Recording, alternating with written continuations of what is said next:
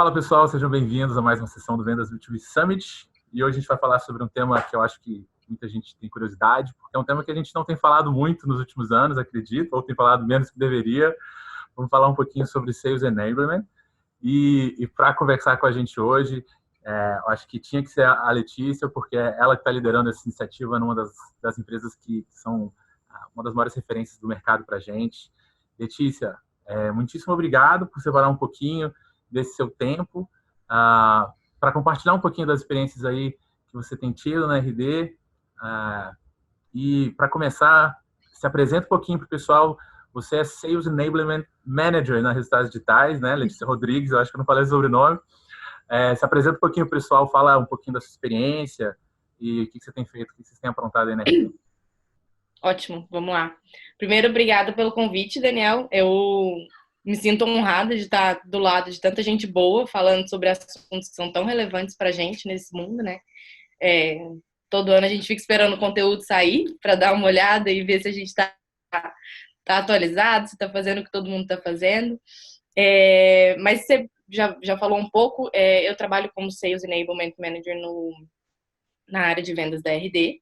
Já estou aqui há 5 anos, então eu fiz toda a carreira de vendas, passei por todas as cadeirinhas, fui vendedora, fui coordenadora de vendas, gerenciei um time só de rampeamento, vou falar um pouquinho mais sobre ele, e agora eu tenho um time de trainers e analistas focados em melhorar a eficiência do time de vendas. Então, durante todo esse caminho na RD, aí vou focar só nele, porque o resto da minha experiência é em vendas também, mas não em SaaS. Durante todo esse tempo, eu acho que cada componente dele foi me ajudando a entender hoje, de forma um pouco mais completa e holística, apesar da palavra ser um pouco zen, né? Holística essa necessidade de criar essa área. E o que eu costumo brincar é que a gente tem oficialmente o time de Sales Enablement há 1 ano, mas a gente já faz Enablement há muito mais tempo do que isso, que foram aquelas iniciativas lá de 2015, 2016, que provavelmente você ou alguém já deve ter me visto falar no Summit, trazer os casos, trazer o que a gente fez para chegar nos números que a gente chegou. Então, a minha história é basicamente essa, é toda em vendas, tenho experiência internacional em outras startups também, mas a gente fala que na RD a gente tem dog years, né? Porque é muito intenso, é muito rápido que a gente cresce. Então, para mim, aqui é onde eu aprendi mesmo tudo que eu sei. Os últimos 35 anos de RD aí que você passou, né? Como é que é a proporção? A pele tá boa para 35? Tá ótima. Então vamos lá. Eu acho que muita gente não deve às vezes, nem conhecer essa expressão, Sales Enablement. É uma expressão que acho que no mercado americano nos Estados americanos já está mais consolidada. As empresas que são referência para a gente aqui no Brasil já começam a ter essas funções. Mas explica para a gente um pouquinho o que é Sales Enablement, como que vocês atuam para dar suporte a uma área de vendas. Tá. Primeiro é importante diferenciar que, bem como você falou, né, Sales Enablement no Vale, que é onde tudo começou, é um pouco diferente do que a gente faz aqui no Brasil. E eu acredito que é diferente simplesmente pela maturidade do mercado, né? Eu gosto de falar que quando alguém vai para São Francisco ou lá para o Vale, parece que a gente está viajando no tempo, né? A gente está vendo tudo que vai acontecer daqui 5 anos, daqui 10 anos. E com o Enablement não seria diferente, né? Então, se a gente for comparar o que as empresas de lá fazem com as empresas daqui, seria quase unfair com qualquer uma das duas, porque não são os mesmos níveis de maturidade de empresa, de maturidade de mercado, de maturidade de funcionários. Então, para simplificar, né, esse conceito, que é o conceito que a gente usa aqui na RD também, Sales Enablement é um time que é responsável por melhorar a eficiência de vendas, ou seja, otimizar a forma como a gente faz vendas, através de conteúdos, capacitação e análises quali e quantitativas ao longo do tempo, né? Funções que são primariamente de um gestor de vendas, por exemplo, né? E a gente vai entrar nisso mais tarde, mas que é uma função parte das atividades de um gestor, mas quando eu tenho um time olhando para isso de forma holística, eu consigo olhar de ponta a ponta do processo e ver aonde que ele está quebrando, né? Eu não fico só no micro, mas sim no geral. Então, assim, o melhor conceito que a gente pode falar é esse. A gente é responsável por melhorar a eficiência de vendas.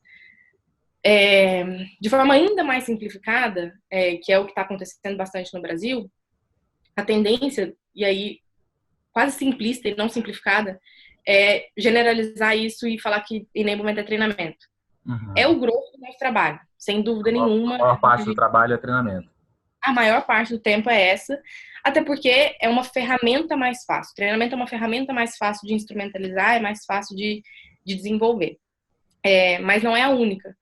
Então, toda vez que eu vejo um enablement dar um up ali no LinkedIn, eu já penso que ou é um trainer, ou é alguém que está começando a se preocupar de forma um pouco mais sistemática com treinamento. E não está errado, tá? É importante dizer isso também. Já no Vale, Sales Enablement está muito mais conectado e às vezes até hierarquicamente conectado com marketing e não tanto com vendas. Então está muito mais relacionado a conteúdo e a garantir que a experiência do cliente em todos os touch points que ele tem é uma experiência boa e é uma experiência eficaz, ou seja, que gera receita para a empresa, do que o que a gente faz aqui hoje. Que eu acredito que é um patamar que a gente ainda vai chegar. Mas até lá a gente tem que criar a foundation aqui, né, a base para depois seguir para esse próximo nível. Legal. Assim, essa primeira sessão que a gente tem de Sales Enablement nos 3 anos de evento, a gente já teve algumas sessões sobre Sales Ops. Quando você falou que a função é aumentar a eficiência da área de vendas, me veio aqui que pode surgir uma confusão ou dúvida de qual que isso também não é papel de Sales Ops. Como que vocês atuam de forma diferente? Eu sei que vocês também têm times de Sales Ops aí. Até onde vai um, até onde entra o outro? Excelente pergunta. Excelente pergunta. É o que muita gente me pergunta também. E acho que as duas áreas, elas têm sim algumas funções que são sobrepostas. Mas, pelo menos aqui na RD, os objetivos são iguais, mas a forma como a gente chega neles são muito, muito distintas. Então, é quase como uma questão de ovo e galinha, de quem vem primeiro, quem faz o quê, porque a gente, Sales Enablement, depende fundamentalmente de Ops. É muito difícil, e até em empresas que, lá de fora, que Enablement fica com marketing, é muito difícil eu ter essa disciplina sem os dados de Ops, sem as informações, sem as análises que são naturais dessa área. Então, eles também têm o objetivo de aumentar a eficiência de vendas, mas através dessas análises. E aí, o que a gente faz? Eu costumo fazer como se fosse uma retroalimentação, sabe? O que acontece? A operação de vendas está funcionando, né? E por funcionar, ela está gerando dados para a gente. Sales Ops transforma esse tipo de dados em informação. Só que essa informação sozinha, a menos que ela vire, né, um input para um gerente, um input para marketing, ela não vira nada, ela não serve de nada. E uma das formas dessa informação virar algo acionável é Sales Enablement. Então, o Ops tem que fazer com que essa informação flua na empresa para os responsáveis, e Sales Enablement é uma que recebe essas informações, e aí a gente usa elas para melhorar aquele gap. E aí a gente faz isso instrumentalizando os vendedores com conteúdo, com capacitação ou com coaching, por exemplo, para melhorar aquela parte do processo que estava ruim.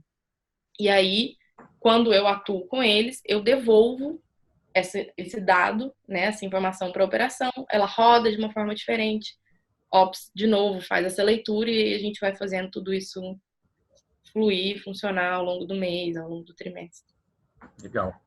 Então, vamos aprofundar um pouquinho nas responsabilidades que vocês têm aí. Você já disse que treinamento é boa parte do trabalho de vocês. Você podia explicar um pouquinho aí na RD como que vocês trabalham no treinamento de vendedores? Existe uma discussão grande sobre qual é a eficiência de treinamentos convencionais para times de vendas, até onde é algo que precisa ser incorporado dentro do dia a dia. Queria saber, tenho muita curiosidade, como é que vocês trabalham em o desenvolvimento do time de vendas e todo o treinamento do time de vendas é responsabilidade de vocês? Sim. A resposta é sim, para tudo. Mas Sim, a gente tem uma cultura muito forte de aprendizado, né? Todo mundo que entra na RD, e acho que em startup em geral, né, é muito motivado a aprender. A gente estava até falando mais cedo, né, sobre isso, o quanto é legal a gente compartilhar essas coisas. E sim, a responsabilidade de enablement em todos os treinamentos, por quê? Quando a gente fala de treinamento, de vendas principalmente, o que vem na cabeça geralmente são aqueles treinamentos motivacionais, com todo mundo gritando e saindo super energizado. E isso é uma ferramenta também, Uhum. é uma forma de É. treinar, mas isso não é tudo, né? Ele funciona uma vez por ano, talvez, 2 vezes por ano. Não funciona se fazer aquilo ali toda semana.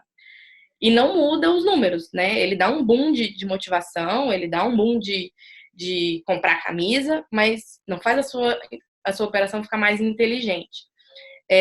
Então, a gente usa, para delimitar, né, a importância, a relevância dos treinamentos, a gente usa, primariamente, os dados de Ops. Então, eu tenho necessariamente que partir de um gap da operação, eu não vou sair dando treinamento sobre alguma coisa aleatória, e acho que esse é o grande erro da maioria das empresas, né? Vou tirar agora da cartola aqui um assunto, Sai e esse perguntando o assunto vai ser o pessoal, treinamento. sai perguntando o Sai perguntando pessoal, pro pessoal. levantamento de necessidade Exatamente. que se fazia antigamente. Exatamente. Faz aquele treinamento para 150 pessoas, né? Todo mundo no auditório, treinamento. E a gente entende que treinamento, na verdade, na verdade, o aprendizado ele tem que ser uma experiência completa, né? E para isso a gente usa metodologias para criar essa experiência completa. E aí é que vem o descolamento, né? Que enablement não é só o treinamento, porque o treinamento ele é uma coisa isolada, né? Mas aquela 1 hora, imagina, o vendedor passa 44 horas na sua empresa. Você acha que durante 1 hora eu falar alguma coisa na cabeça dele vai fazer ele mudar a forma como ele executa? Pouquíssimo provável. Provável. Então, a gente trabalha com, sim, sala de aula, que é o treinamento que todo mundo visualiza quando a gente fala treinamento. Isso representa mais ou menos 10% do nosso trabalho, que a gente fala de interface, né? Então, que é o que eles realmente veem. Então, numa carga horária de 44 horas, mais ou menos 4 horas por semana ele vai estar ali com a gente em sala de aula, seja ouvindo uma palestra, seja discutindo um conceito, seja fazendo roleplay, seja é, aprendendo sobre um processo novo, enfim. Sala de aula com um trainer falando, geralmente a gente usa bastante aula flipada, aulas com bastante prática para poder ter uma maior absorção. Só que eu tenho que garantir que depois que ele sai da sala de aula, ele tem uma rede de apoio que seja por tecnologia, através do gestor dele, através dos pares, através dos conteúdos que ele busca dentro do nosso diretório, que vão falar para ele a mesma coisa que eu falei na sala de aula, senão aquilo ali vai embora. Sabe aquela teoria de que a gente esquece as coisas, 90% das coisas em uma semana? Ela é real. E Verdade. ela é muito verdade. Então, se a gente não fizer o exercício da repetição e se eu não tiver toda essa rede de apoio para que aquele aprendizado ou aquele reforço de conceito aconteça, meu esforço de sala de aula vai embora. Então, o Sales Enablement precisa necessariamente pensar na experiência de aprendizado como algo completo, precisa pensar na forma como a gente faz ela. Então, não é para todo mundo que sala de aula vai funcionar. Não é para todo mundo que podcast vai funcionar. E para cada um, a gente tem que pensar numa forma de garantir aquela melhora. Porque se eu partir, lembra que a premissa que eu parti foi um gap, né? Uhum. Se eu tenho toda essa rede e depois de um tempo, geralmente a gente faz um quarter, né? Eu meço isso de novo e eu não melhorei aquele número, com toda essa rede de suporte, talvez o problema não esteja no processo, e sim na pessoa.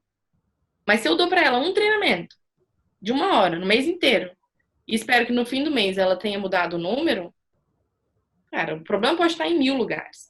Então, a nossa responsabilidade é garantir que tudo isso aconteça.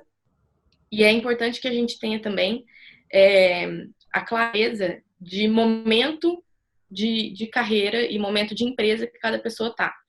Então, uma grande entrega de Sales Enablement, por exemplo, é o onboarding de vendas, né? Uhum. Que esse já é um termo um pouco mais conhecido e que já tem sido falado há mais tempo. Mas ele tem que, sim, ser bem pensado, ele tem que ser bem estruturado. A gente, na RD, quando começou a fazer o onboarding, e muita gente já me viu falar isso em várias palestras do Summit, em benchmarks que a gente faz, a gente conseguiu aumentar a produtividade dos vendedores de uma forma que eles, quem passava pelo onboarding, vendia 30% a mais do que os outros vendedores. Então, imagina uma equipe sua batendo meta do ano em setembro. É isso que isso representa, entendeu? E aí você pode aumentar a meta. Olha que coisa maravilhosa. Então, o foundation ali, que é o onboarding, ele de fato é uma coisa extremamente importante que às vezes é negligenciada pelas empresas. Então, essa é a nossa grande entrega. E quando você fala de um board, Letícia, é até a pessoa envolve todo o ramp-up até ele chegar à meta, ou é só um período de realmente de início, quando ele chega ali ele passa por uma série de treinamentos antes de começar efetivamente a atuar? Até ele chegar na meta. Até ele chegar na meta. Até ele chegar na meta. Então tem treinamento, tem coaching, tem suporte, tem tudo isso até ele chegar na meta dele. Depois que ele chegou na meta, o que a gente entende? A gente entende que ele já consegue trabalhar de forma eficaz. Forma eficaz é fazer o que deve ser feito, né? Aí a gente começa a trabalhar de forma eficiente. Então, a segunda grande entrega de Sales Enablement, que é o ongoing, é para ele trabalhar de forma eficiente. Ou seja, otimizar o processo dele, melhorar a forma como ele faz aquele processo e ir calibrando aonde ele tem dificuldade. Só que para Sales Enablement ser escalável, a gente tem que fazer isso também de forma escalável. Então, eu não consigo atuar individualmente, né? Eu até poderia, mas aí eu precisaria ter um trainer para cada 3, um trainer para cada 5. E hoje eu tenho um trainer para cada 40. Então, e é muito difícil, né? É muito custoso tudo isso. Então, a terceira grande entrega de enablement é garantir que os líderes estão com uma rotina padronizada, que todos eles entendem o processo da mesma maneira e que eles, e não os trainers, que os gestores dão esse apoio para que tudo que a gente vai discutir na sala de aula realmente se traduza na rotina, numa mudança de comportamento, numa mudança de forma de execução. Então, tudo isso serve para a gente da base e a gente trabalha junto com as outras duas pontas que são TM, né, o RH, para contratar. Então, a gente tem que retroalimentar eles com aquele perfil. Então, olha, passou pelo onboarding aqui, chegou lá no ramp-up, cara, não funcionou. Eu não preciso esperar mais 6 meses para dar esse feedback para a TM. Eu já posso falar para ele quais foram as dificuldades, quais foram os pontos do perfil que realmente, cara, não dá para deixar passar, ou quais foram bons, tipo, ó, a gente contratou esses aqui com esse perfil, cara, chuchuzinho, continua, vai. Então, a gente tem que retroalimentar eles assim, até porque a gente depende também dessas competências de contratação para saber onde que a gente vai apertar mais a régua aqui. E a outra ponta, Só diga. Uma curiosidade, essas características têm mudado ao longo do tempo, que às vezes quando a gente fala aí sobre essa questão de competências de recrutamento, de seleção, a gente tem o Roberto que tem uma estrutura muito legal de como fazer isso, dando correlação com o resultado. Aí dá a entender que são competências meio fixas. Aí vocês têm sentido que tem mudado ao longo do tempo? Muito pouco. Muito pouco. Não muda, até porque o nosso processo também não muda, né? A forma de executar ele melhora, então talvez eu mude o meu nível de exigência dessas competências, mas o core, na maioria das vezes, é mesmo. Não, maravilha. Tá? E aí, para concluir, o último ponto é a interface com o marketing, né? Que é garantir que eles têm informações de concorrente, de produto, o que mais que a gente achar relevante. Agora a gente está começando a diversificar a carteira, né? Então, antes a gente tinha um produto só, agora a gente tem 2. Então, tem várias coisas que a gente tem que começar a levar em consideração para estar com um discurso alinhado, né? Do cliente, do marketing, passando pelo lead até o cliente, e até quem não é cliente, falando a mesma língua e não correr o risco de, sei lá, estragar a experiência dele por conta disso. E essa informação de produto, de concorrentes, vocês simplesmente demandam de marketing ou é algo que vocês constroem ou vocês constroem juntos? De quem é a responsabilidade por tá. construir? Hoje é responsabilidade de marketing, mas eu atribuo isso muito mais ao tamanho que a RD tá e a complexidade que a gente tem de produto, de operação, do que uma escolha arbitrária. Então, no começo, cara, Era eu entrei na RD, eram uns 30 pessoas, tá? E Caramba. então, assim, gestores e vendedores, marketing era uma pessoa, duas, sei lá, então a gente não tinha como ficar demandando coisa. Era tipo, Aham. cara, eu tô aqui no telefone, ele me falou o nome de um concorrente, eu vou lá, anoto minha planilha, o próximo que falar já sabe quem que é. E aí, ao longo do tempo, Product Marketing tem também 1 ano e meio na RD, alguma coisa assim. Também não é uma coisa super, super antiga. Mas Product Marketing faz exatamente esse trabalho, de analisar a concorrência, de fazer o posicionamento, fazer o messaging, alinhar todo mundo com o mesmo discurso, entender quais são as retroalimentações de vendas e de experiência de cliente para a experiência do usuário lá em produto. Então, é toda uma disciplina à parte e que, em alguns lugares do Vale, é complementar e está no mesmo guarda-chuva de Sales Enablement. Legal. Para quem tiver mais interesse sobre esse assunto, a gente gravou com a April Dunford, que inclusive vai estar no Summit esse ano, né? E ela vai falar um pouquinho mais sobre isso. Ela é um barato, né? Não, maravilha. E ferramentas? Letícia, eu também sempre, na minha cabeça, sempre vem essa questão de ferramentas como o Sales Enablement, um papel. Uhum. Vocês têm algum papel em municiar o time de vendas de novas ferramentas para otimizar o trabalho deles? Sim.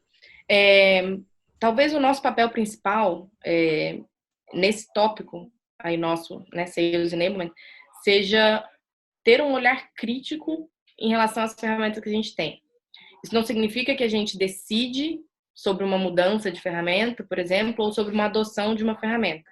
Mas a gente está sempre olhando se o CRM que a gente está usando é o que garante a melhor experiência para o vendedor, é o que traz maior eficiência para o dia a dia deles. Ter, sei lá, os cases de sucesso listados numa planilha é melhor do que eu ter eles no site?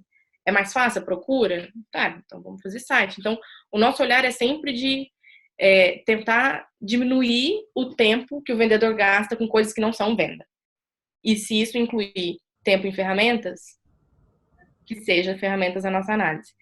E aí, assim como a gente tem o time de Product Marketing olhando para aqueles outros atributos, a gente também tem hoje um time de sistemas internos que garante, por exemplo, a implementação de uma ferramenta nova.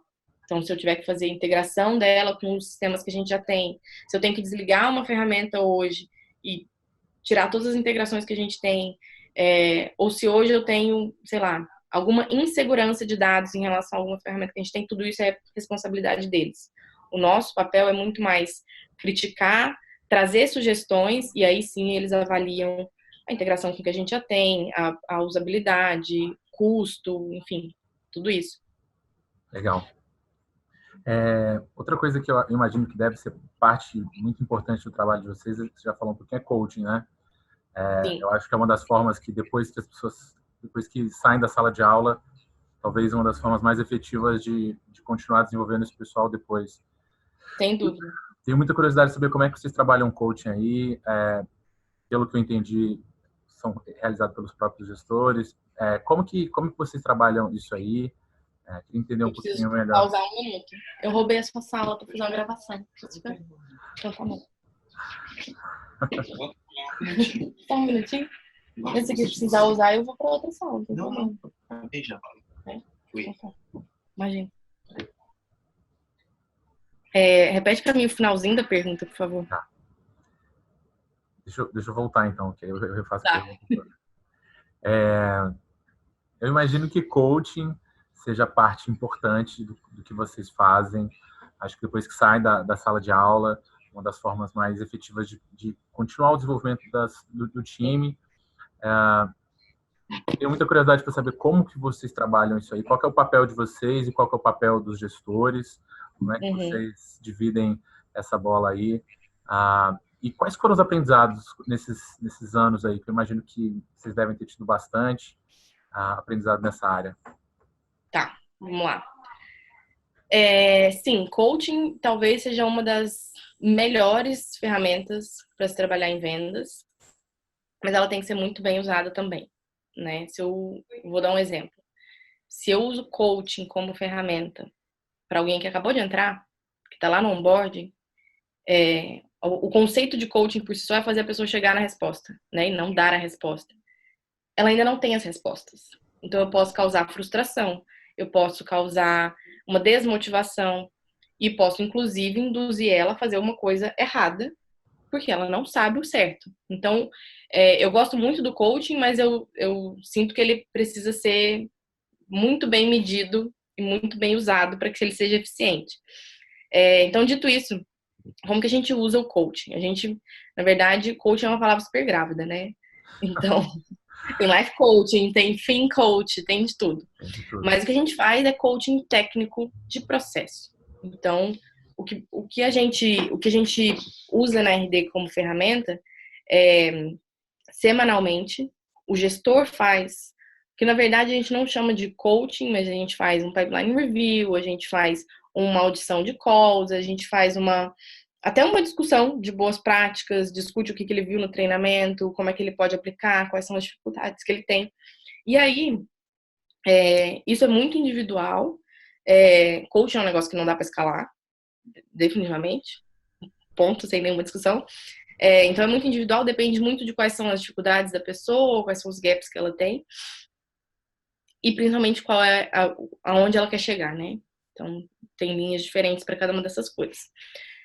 A gente, em Sales Enablement, no meu time, como que a gente ajuda nisso? Primeiro, capacitando o gestor a fazer aquilo ali, né? Então, na maioria das vezes, acho que isso é uma situação que acontece muito, o seu gestor de vendas provavelmente era o seu melhor vendedor, né? E como melhor vendedor, eu já estive nesse papel. No outro dia você acorda, dia 31 você era vendedor, dia 1º você é gestor, e aí? O que eu faço? Você não acorda sabendo fazer coaching. Então, o nosso papel é garantir que eles sabem fazer e que eles têm ali uma caixinha de ferramentas para usar na hora certa, na hora de fazer as conversas difíceis, e que a gente tem uma constância, uma coerência na rotina deles. Então, não adianta eu fazer um coaching hoje, daqui 15 dias outro, aí depois outro só mês que vem. Cara, tem que ser constante, tem que ter padrão, e a gente tem que sempre saber o que a gente está buscando. E aí esse é um ponto importantíssimo de alinhamento. Eu não só ensino eles a fazer coaching, mas eu tenho que garantir, daí é o meu papel como líder, que eles estão usando o momento de coaching para reforçar os pontos da sala de aula. Porque imagina se você vai, durante 4 horas, vamos pôr aí 2 horas, 2 vezes por semana, você vai para a sala de aula e tem aqui um trainer ou a Letícia te falando sobre negociação. Entendeu? Negociação. Aí chega no seu coaching com o seu gestor, ele vai falar sobre rapport. Vai falar uma coisa completamente diferente. Cara, não tem cérebro que consiga. Então, o meu papel é garantir que a gente está alinhado, porque eu tenho que usar o coaching para reforçar a sala de aula, para repetir. Lembra que eu falei que repetir é importante? E também para dar consistência no processo do cara. E aí, o que a gente faz como Sales Enablement, além dessas duas coisas? A gente escuta algumas calls de alguns vendedores, principalmente os que estão ali ou em low performance ou um pouquinho perto daquele ali naquela média grossa do meio. A gente escuta as calls e a gente escuta sempre com um checklist. Então, eu não faço uma audição qualitativa ou subjetiva. Ela está sempre pautada no processo. Porque daí, o vendedor sabe o que ele pode esperar de um coaching nosso. A gente vai falar sobre o que está fora da conformidade do processo. Ele sabe que ele vai ter feedback baseado no processo. Então, algo muito importante é naturalmente ter esse processo, esse playbook muito bem definido. Foram vocês que puxaram essa iniciativa aí? Eu acho que ano passado a gente conversou, a gente entrevistou o Gabri e ele mostrou um pouquinho sobre o playbook da RD. Foram vocês que puxaram ou não? Não é responsabilidade de vocês. E, claro, isso é fundamental para depois a gente fazer coaching em cima, né? Sem dúvida. Isso seria, sim, responsabilidade de Sales Enablement, está dentro do nosso guarda-chuva, que é produção de conteúdo, né? Playbook nada mais é do que produção de conteúdo. O processo, não. Definição do processo, Sales Ops. E a gente criou o Playbook, o processo, antes de existir o time de Sales Enablement. Então, eu estava lá, Letícia, estava lá, mas o time não existia. Então, eu vim só carregando tudo que a gente aprendeu naquela época. Mas, sim, premissa básica para tudo isso funcionar, ter processo, ter playbook. Não dá nem para começar se não tiver isso daí. E aí, o nosso coaching é bem isso, é baseado no processo, é baseado no gap que aquela pessoa tem e a gente dá inputs pro vendedor. Aí a gente pode se ele quiser dar um input para o gestor também, mas a gente mantém um histórico de todas essas audições de call para a gente saber se a pessoa está evoluindo, se não está, quais são os pontos do processo que tem pegado mais, quais são as tendências, né? Tipo, pô, sempre erra aqui no finalzinho da avaliação, do diagnóstico. Cara, com certeza vai respingar lá na solução, com certeza vai respingar numa negociação mal feita. Então, isso a gente já consegue, com um volume e com um histórico de audições de call, a gente já consegue entender qual é o comportamento da massa, e aí assim a gente consegue fazer de forma escalável atuar de forma escalável. Aí assim a gente consegue fazer uma incisão, mas sem isso, sempre baseado em número. Eu recentemente estava conversando com um cliente, eles estavam com o desafio de crescer o time muito rápido e os gestores gerenciavam muita gente embaixo. Assim, eles tinham, não lembro exatamente o número, cada gestora era responsável por um grupo grande de pessoas. Quando a gente foi falar sobre coaching, sobre fazer one-on-one, o cara falou assim, olha, simplesmente eu não tenho como fazer, eu não tenho tempo para fazer coaching. Eu queria saber aí, esse papel, quem faz todo esse trabalho são os próprios gestores, né? Sim. Sim. Vocês já tiveram alguma tentativa de fazer isso com um sales trainer dando coaching individualmente para o time? Você acha que isso é viável? E se o gestor não está fazendo coaching, ele está fazendo o quê, Jesus? O Roberge que fala que acha que o nome deveria ser sales coach, né? O principal papel dele ali, né? Nesse cliente específico, o gerente tem um papel, tem particularidades no mercado financeiro e eles têm uma cota também, uma meta para bater, mas mas naturalmente aí quem faz são os gestores. E qual a periodicidade que ele faz com o time? Uma vez por semana. Uma vez por semana. Cada gestor faz pelo menos uma vez por semana, ou seja, o papel dele é essencialmente esse. Sim, assim, e a gente nunca nem pensou na possibilidade de tirar isso da mão deles. O que acontece ou o vendedor fica tão bom que ele não precisa mais de coaching, daí ele vai fazer coaching de carreira, uma vez por mês, uma vez por quarter, sei lá, daí só deixa. Tá entregando, tá performando, deixa. Só vai. Ou ele já largou a toalha, então ele mesmo desistiu, daí o gestor vai se concentrar em quem realmente está a fim de fazer, mas eu acredito, assim, fortemente, posso correr o risco de estar sendo gravada falando isso e errar, mas tem uma convicção muito forte de que a gente nunca vai tirar isso da mão do gestor. Entendi. Vocês estão super alinhados aí com o nosso amigo Roberge. Essa é a função dele. Essa é a função, hiring coaching. Se ele não estiver fazendo uma das duas coisas, ele está fazendo uma coisa errada. Então, pra gente é muito importante. Sim, coaching é um negócio que não escala. Se escalasse, a gente não precisava de gestor, né? A gente fazia uma maquininha de fazer coaching aqui, tava tudo certo. E nesses casos, por exemplo, onde eu tô falando sem conhecimento de causa também, mas se um gerente carrega meta e tem um time grande demais, provavelmente uma das duas coisas não deveria estar acontecendo. A gente tem gerentes que carregam meta quando o time está muito pequeno. Então, tipo, de repente eu tive que demitir 2, 3 ou um tá de férias. Cara, o cara abraça uma meta porque tem 2, 3 pessoas para gerenciar.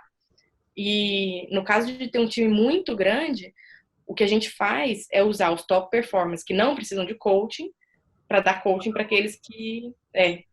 e geralmente para aqueles que estão rompeando, né? Que também não exigem muito, assim, nada muito complexo, né? Mais um direcionamento do que um coach. Então, tem solução para as duas coisas. Legal. Então, maravilha. E uma pergunta, até a gente conversou um pouquinho sobre isso. Quando que uma empresa deve criar uma área de Sales Enablement? Já vi assim, muita gente... Vocês puxaram vários movimentos aqui no Brasil, né? CS, Ops. E eu sempre ouço o pessoal falando, puta, queria ter implementado antes. O timing de criar essas áreas, essas novas funções que dão suporte, de alguma forma, para o crescimento como um todo, existe muita dúvida sobre qual que é o momento ideal. Na sua opinião, a sua startup, qual que era, no seu time de vendas, qual seria a contratação que você traria uma pessoa para cuidar de enablement? Uma pergunta de 1 milhão. Eu escuto ela bastante também. Mas não tem uma resposta que é bala de prata. Mas o que eu costumo falar é que todas essas áreas, ou todas essas atividades, que elas não precisam necessariamente ser áreas, né? Mas todas essas atividades, elas têm uma sequência lógica para acontecer. Então, não tem necessariamente um número X. Se procurar, tem vários artigos, vários blogs que falam sobre números de funcionários.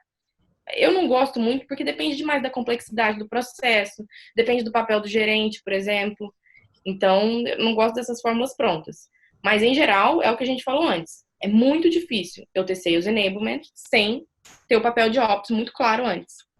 Foi assim que a gente também, olhando para trás, queria ter começado antes. Queria. Teria facilitado um monte? Teria, mas talvez a gente não tivesse os aprendizados que a gente teve por não ter Enablement, por não ter Ops naquela época.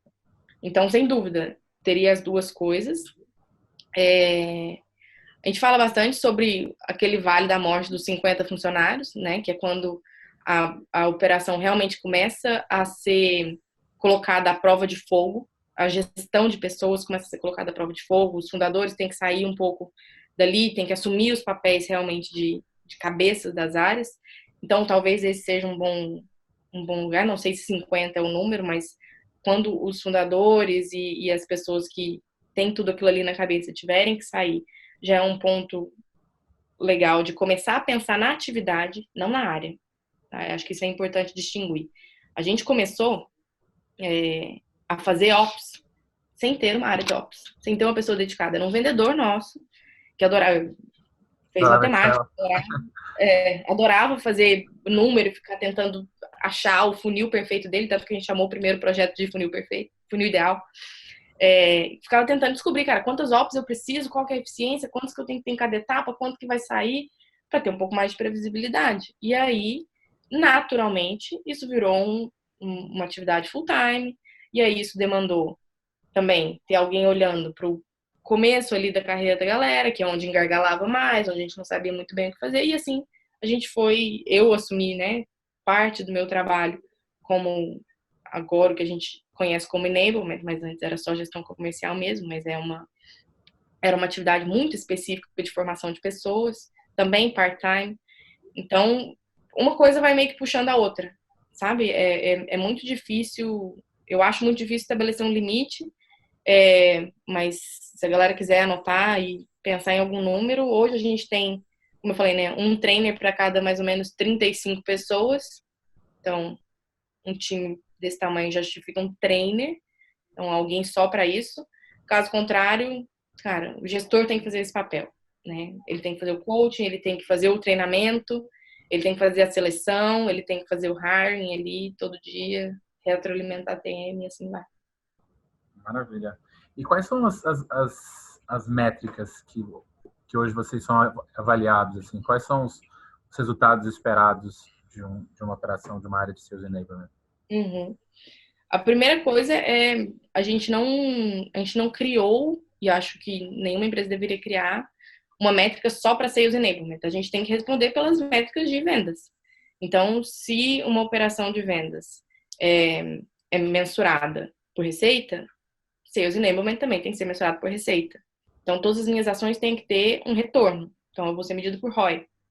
Se eu estou falando de eficiência de operação, mesma coisa, Sales Enablement vai responder pela eficiência da operação.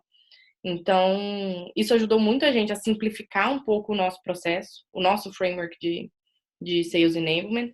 A gente não ficou tentando reinventar a roda, tentar combinar 1 milhão de dados que a gente não mensurava e a gente ia ter que buscar histórico para ver se fazia sentido ou não. Cara, o que a gente mede hoje? O que aponta para a gente possível? Eu falo que é a fumaça, né? A gente precisa da fumaça para investigar o fogo ali. O que é a fumaça hoje? Ou seja, o que são dados e informações que a gente já tem, que a gente já mensura de forma recorrente, que a gente já reporta de forma recorrente.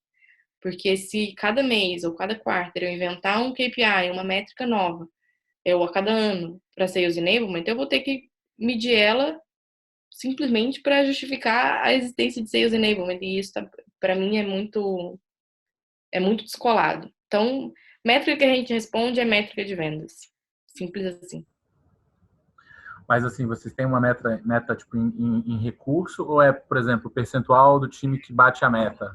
De alguma forma que tem tudo a ver com o resultado, mas de uma forma mais indireta? Ou... Sim. A gente tem quando a gente está trabalhando, por exemplo, com líderes. Se eu estou fazendo uma atividade específica para líderes, sim. Aí a minha métrica vai para número de pessoas batendo meta. Se eu estou falando... esse último quarto, por exemplo, o nosso foco foi total em eficiência. Eficiência de funil, geral. Então, eu tenho eficiência de SDRs, eu tenho eficiência de carteiras de parceiros, eu tenho eficiência de vendedores inbound que fazem side sales. Então, cada uma dessas foi uma métrica nossa. Não tem uma geral que a gente responde. É algo que vocês vão adaptando de acordo com as prioridades do momento. Não são métricas que são perenes, assim. Não. Se tem uma que a gente pode falar que é perene, é o tempo de rampeamento, que essa não muda, né? Uhum. É a do onboard. Curiosidade, qual que é o de vocês hoje? Será que eu posso falar? Não sei se eu posso falar. Não pode? Mas a gente tá aí entre 4 e 5 meses de rampeamento. Não, tá bom. Mas se não puder falar, você me avisa depois. Eu acho que pode. Não tem problema, não. Mas por aí, 4, 5 meses. 4, 5 meses. Pra ter Tá. uma ideia, antes da gente ter onboarding, tinha gente que campeava em 9, tinha gente que campeava em 6. Uau. Os bons campeavam em 6. Então, vale a pena bastante ter hora trabalhando com eles. E, Letícia, ferramentas. Quais hoje vocês...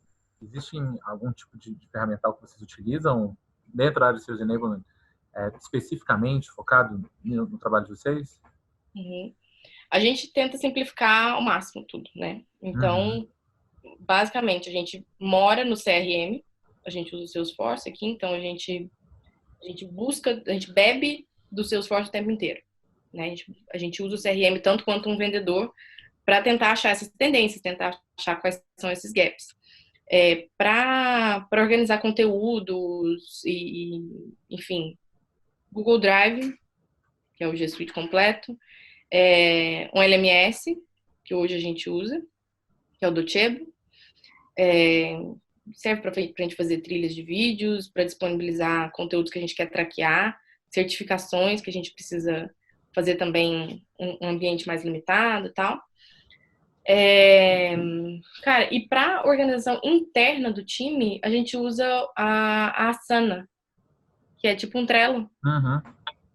Eu particularmente gosto mais, acho a usabilidade melhor, o visual mais limpo, mas a gente já usou Trello também, sem muitos problemas, que é muito mais é quase uma gestão de projeto, né? A gente vai, todo quarter a gente tem que passar ali pelos mesmos processos, a gente usa metodologias de design instrucional, então elas são bem divididinhas também em etapa, então ajuda bastante, né? A ter ali os cardzinhos. Mas basicamente é isso, LMS, CRM, Google Drive resolve bem a vida, não tem que ficar inventando moda também. Maravilha. E aquela pergunta clássica, se eu tivesse que falar com você lá no início da sua jornada, ou tivesse que falar com alguém que está começando agora, que tá com desafio agora, precisa criar uma área ou a função de Sales Enablement, quais foram os aprendizados aqui que você gostaria de estar sabendo lá atrás? Tá. Ai, difícil? Essa é a mais difícil. Bom, tem várias coisas que eu gostaria de saber, mas uma que talvez seja menos óbvia é que ter um time de gestão que compartilha do seu ponto de vista e que compra as brigas com você faz muita diferença. Não é só...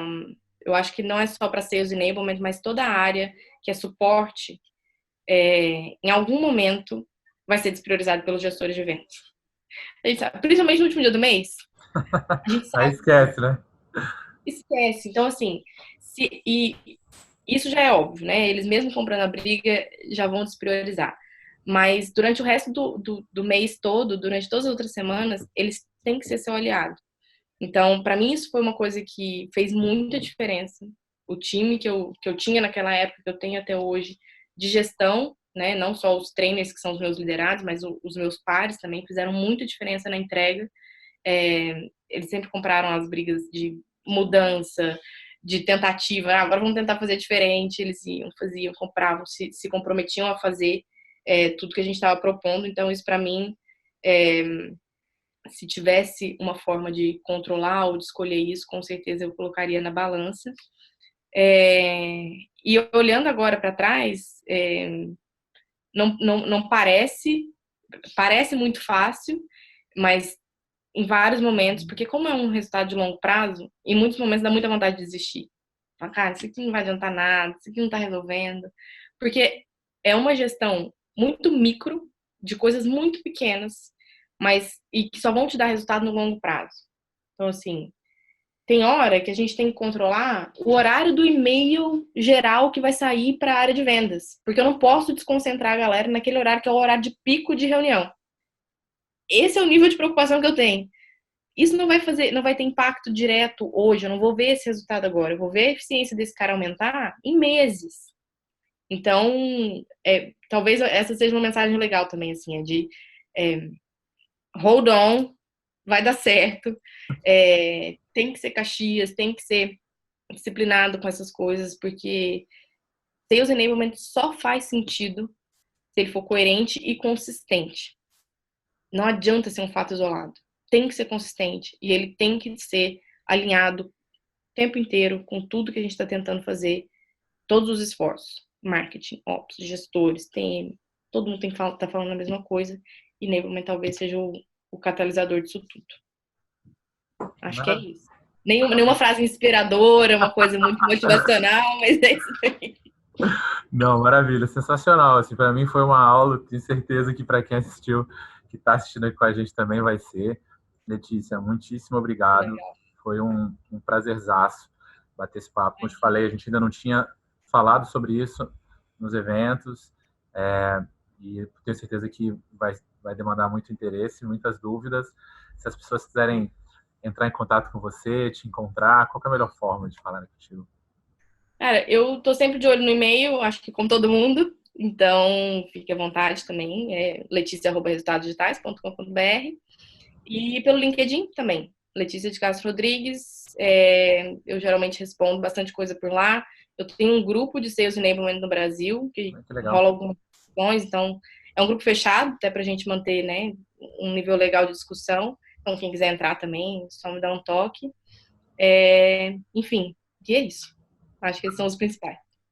Maravilha, Letícia. De novo, muitíssimo obrigado e até as próximas. Eu que te agradeço de novo, Daniel. Muito sucesso. Boa sorte com o resto do evento. Obrigado, um grande abraço.